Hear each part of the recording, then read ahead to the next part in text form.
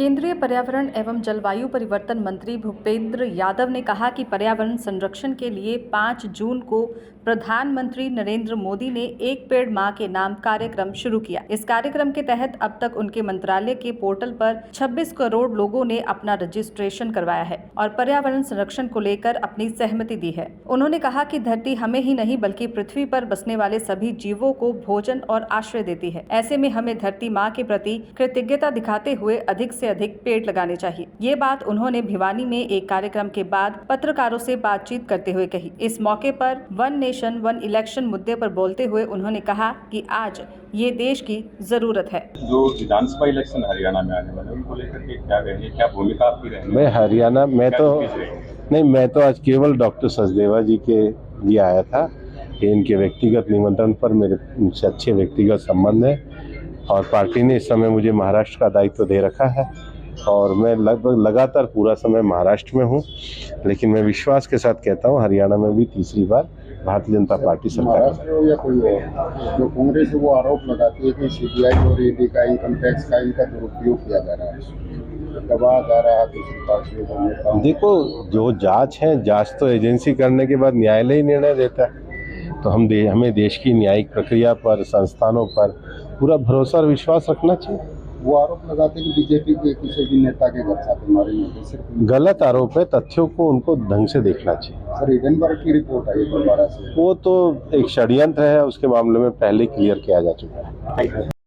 बहुत बड़े डॉक्टर सचदेवा ने यहाँ पर अपने सेंटर फॉर साइट की शाखा खोली है। पूरे देश भर में भी आई के बड़े स्पेशलिस्ट हैं, उनके हॉस्पिटल्स के द्वारा जो बहुत क्रिटिकल केयर वाले आई के ऑपरेशंस हैं वो किए जाते हैं।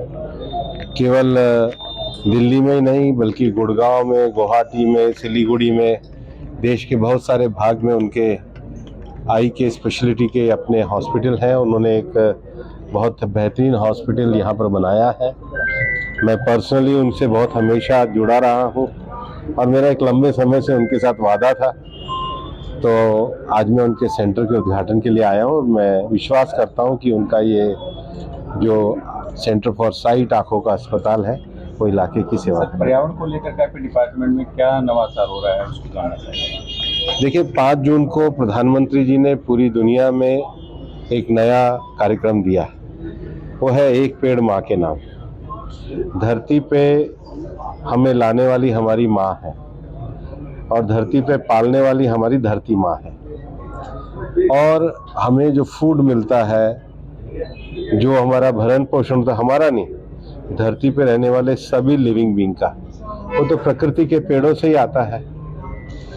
और इसलिए सब लोग अपनी माँ के प्रति, जिन्होंने हमें जन्म दिया है, ग्रेटिट्यूड के लिए, कृतज्ञता के लिए, धन्यवाद के लिए धरती माँ को एक पेड़ के रूप में उपहार दें और इसलिए अपने जीवन में एक पेड़ माँ के नाम जरूर लगाएं। मुझे ये बताते हुए खुशी है कि अभी तक 5 जून के बाद 2 महीने में 26 करोड़ से ज़्यादा लोगों ने हमारी मिनिस्ट्री के पोर्टल पे रजिस्ट्रेशन किया है। दूसरा, जो हम हैं वायु प्रदूषण और बाकी विषयों को लेकर के काम कर रहे हैं। अभी हाल ही में 12 अगस्त को एलिफेंट डे हमने मनाया, उससे पहले लॉयन डे मनाया, लेकिन कल मैंने ट्वीट किया है, अभी बारिश आई है तो काफ़ी सारी नदियों और तालाबों में पानी आया है। प्रधानमंत्री जी ने अमृत सरोवर का कार्यक्रम शुरू किया। दुनिया भर में अच्छी झीलों के संरक्षण को रामासर साइट्स का एक दर्जा दिया जाता है। कल मध्य प्रदेश की 2 झीलों को और तमिलनाडु की एक झील को भी रामासर साइट का दर्जा मिला है। अंतर्राष्ट्रीय स्तर पर ऐसी रामासर साइट्स की संख्या अब भारत की 85 हो गई है, जो फ्लड मैनेजमेंट का भी काम करती है, फॉडर का भी काम करती है, फूड का भी काम करती हैं, लोगों के लिए सांस्कृतिक रूप से भी लोगों को एक महत्व देती है। मैंने हरियाणा में भी पिछले वर्ष अपना रोहतक के पास भिंडूवास और गुड़गांव के पास जो अपनी सुल्तानपुर झील है, जहां बहुत बड़ी संख्या में माइग्रेटरी बर्ड आते हैं, उनको भी रामासर साइट का दर्जा दिया था। हमने कार्यक्रम भी करा था। तो इस विषय को लेकर के हम आगे बढ़ रहे हैं। सर, आधा देश जो है सूखे की चपेट में रहता है, आधा देश बाढ़ की चपेट में रहता है, तो लगता है कि जो ग्लोबल वार्मिंग है उसको सुधारा जाएगा ताकि इस प्रकार से गर्मी। देखिए, habitat management, wild life management और बायोडायवर्सिटी का मैनेजमेंट, इसको करना बहुत ज़रूरी है। आज जो हमारे पास साधन आ रहे हैं, मौसम के साधन आ रहे हैं, लेकिन उसके साथ साथ पर्यावरण अनुकूल जीवन शैली भी बहुत आवश्यक है।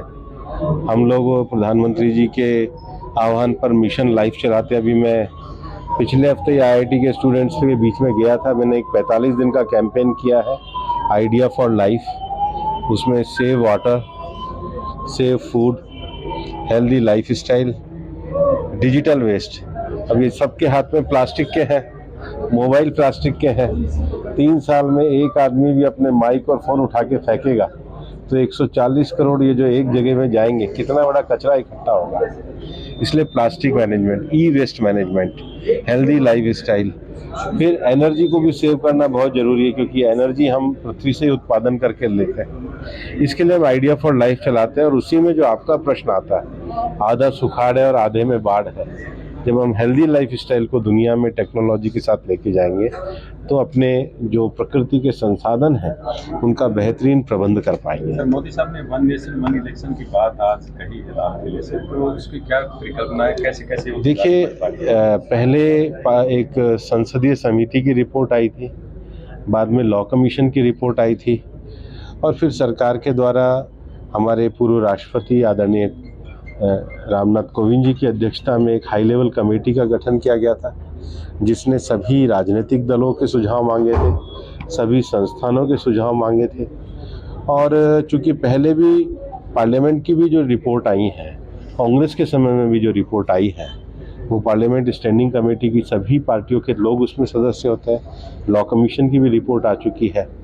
तो मुझे लगता है कि देश में कंसिस्टेंसी और कंटिन्यूटी के लिए एक देश एक चुनाव के विषय को जो सरकार ने किया है, माननीय प्रधानमंत्री जी ने भी आज देश में हमें लाल किले के संबोधन में एक संकल्प के रूप में दिया है, उस पर आगे बढ़ना चाहिए। और मुझे लगता है ये सरकार एक व्यापक सहमति के साथ इसको आगे बढ़ाएगी। सर, हरियाणा ओलंपिक की तो विनेश का जो मेडल छिन गया है, तो बहुत दुख है। कहीं आरोप लगता है कि षड्यंत्र हुआ है। नहीं, हम अपने खिलाड़ी के प्रति बड़ी भावना रखते हैं, सम्मान रखते हैं। व्यक्तिगत रूप से हम बहुत दुखी हैं। दैनिक सवेरा के लिए भिवानी से अभिषेक ठाकुर की रिपोर्ट।